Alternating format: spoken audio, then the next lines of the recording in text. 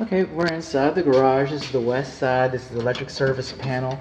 You've already seen a video about this, but I wanted to come back around and call everybody's attention to the fact that these are hand labeled. They're supposed to be printed like this, not written like that. I know, so they call that block printing or whatever, but no, it's supposed to be printed like this. Danger. See that danger? That's printing. This is hand labeled. Another thing that I'd like to call your attention to is AC1 and AC2. Most notably AC1, which is typically the downstairs unit, which is typically the larger unit. This is a 60 amp breaker. We're going to go around here in a minute. This is a 200 amp service panel. We're going to go around here in a minute.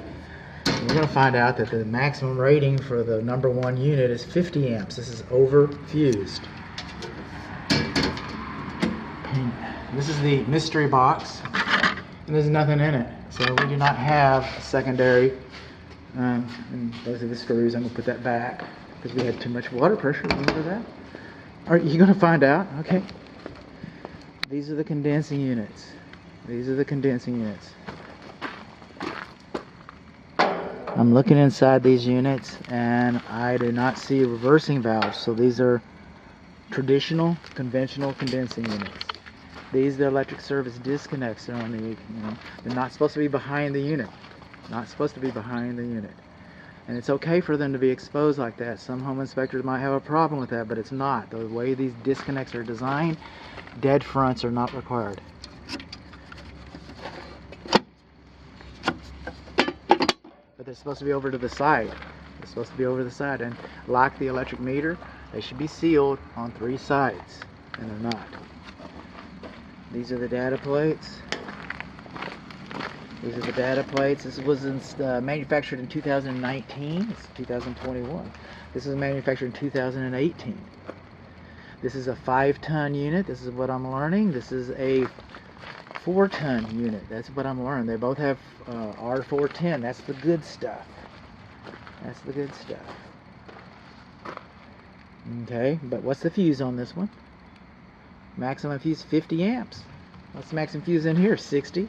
It's over fused, so that fuse will not trip in a timely manner. When this was replaced, it was a much more efficient unit than the unit that it replaced, and the other unit needed more power. This one right here, it's at the top of its game. It's properly fused. What else have we got? Oh, we got stuff.